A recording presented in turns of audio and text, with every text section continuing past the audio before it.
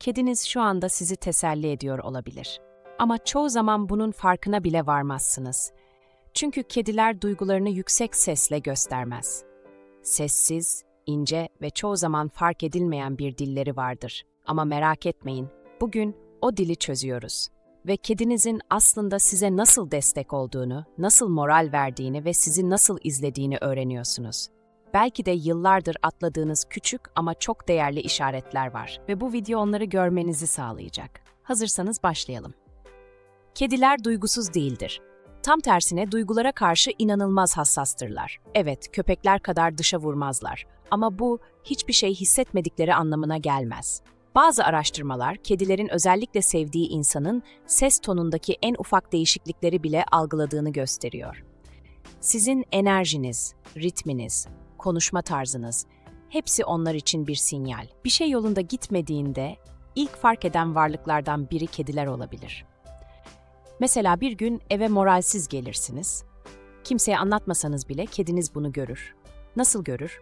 Önce sessizce sizi izler. Çünkü kediler gözleriyle konuşur. Daha az hareket ettiğinizi, yavaşladığınızı, yüz ifadenizdeki küçük değişiklikleri fark ederler. Ve çoğu zaman yanınıza gelirler.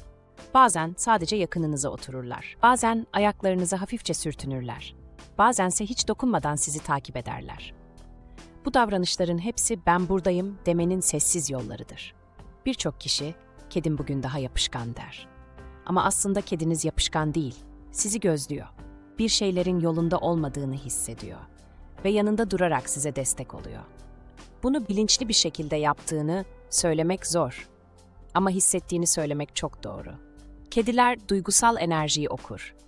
Sizin üzgün olduğunuz bir günde onların daha sakin, daha sevecen veya daha dikkatli olması büyük ihtimalle tesadüf değildir. Ses tonunuz da onlar için çok büyük bir ipucudur. Normal günlerde keyifli bir ses tonuyla konuşursunuz. Ama bir gün daha yumuşak, daha düşük tonda konuştuğunuzda kediniz fark eder. Bazı kediler bu anlarda mırıldanmaya başlar. Mırlama sadece mutluluğun değil, aynı zamanda yatıştırma davranışının da bir parçasıdır. Kedi kendini sakinleştirmek için mırıldanır. Ama aynı sesi size de aktararak sizi de rahatlatmaya çalışır. Yani mırlamanın bir kısmı size jesttir. Peki o ünlü yanıma oturdu ve hiçbir şey yapmadan saatlerce durdu davranışı. Bu aslında kedilerin en güçlü teselli yöntemlerinden biridir. Dokunmaz, konuşmaz ama oradadır. Var olmak bile destek olur. Bu davranış kedinin duygularını fark ettim, buradayım demesinin kedi versiyonudur. Bir de ilginç olan şu, bazı kediler sahibinin kötü hissettiği günlerde daha fazla göz teması kurar. Normalde uzun bakışmalar kediler için zordur ama sizi sakinleştirmek istediklerinde hafifçe göz kırparlar. Bu, kedilerde en büyük güven işaretlerinden biridir. Aynı zamanda sakinleştirici bir mesajdır. Ben güvendeyim, sen de güvendesin demektir. Bazı kediler farklı bir yol seçer. Siz üzgünken onlar komik hareketler yapar. Oyuncak getirir, koşar, zıplar, kuyruğuyla size dokunur. Bunların her biri dikkat dağıtma girişimidir. Kedi dünyasında bir arkadaşın kötü hissettiğinde dikkatini başka yöne çekmek bir destek biçimidir. Belki fark etmezsiniz ama o anda kediniz size moral vermeye çalışıyor olabilir. Kedilerin kokuları kullanma biçimi de çok etkileyicidir. Bazı çalışmalar, kedilerin insan vücudunda stres anında değişen koku bileşenlerini fark edebildiğini gösteriyor. Ter kokusu, hormon dalgalanmaları, nefes ritmi, hepsini algılarlar. Kedi bunları fark edince size daha yakın durmaya başlar. Yanınıza kıvrılır, sizi koklar. Bazı kediler başını yüzünüze sürer. Bu sevgi göstergesi olduğu kadar buradayım, seni gördüm mesajıdır. Kedinizin sizi teselli ettiğini anlamanın bir diğer yolu da sizi takip etmesi. O gün evin içinde nereye gitseniz arkanızdan gelir. Bu davranış kaygılı kedilerde değil, duygusal bağ kurmuş kedilerde görülür. Kedi sizi kaybetmek istemez. Enerjinizi düzenlemek için yanınızda durur. Sizin hızınıza göre hareket eder. Yavaş yürürseniz o da yavaş yürür. Bu tamamen destek davranışıdır. Bazı kediler sahibinin kötü hissettiği günlerde normalde yapmadıkları şeyleri yapmaya başlar. Sizin kucağınıza gelirler. Normalde gelmeyen kediler bile bazen bunu yapar. Çünkü kediler sizin için değil, kendi duygusal konforları için bile olsa yakınlık ararlar. Ama bu yakınlığın zamanlaması çok şey anlatır. O an sizdeki değişimi hissetmiştir ve içindeki bağ onu size çekmiştir. Bir de tam tersi. Bazı kediler siz kötü hissederken biraz uzaklaşır. Bu asla umursamadıkları anlamına gelmez. Kediler iki tip destek verir. Biri yakın durarak destek, diğeri alan açarak destek. Kedi der ki, sen şu an karışık hissediyorsun, sana alan vereyim. Bu da bir teselli yöntemidir. Sessiz ama anlayışlı bir davranıştır. Kedilerin duygularınızı nasıl algıladığını anlamak için şu basit anları düşünün.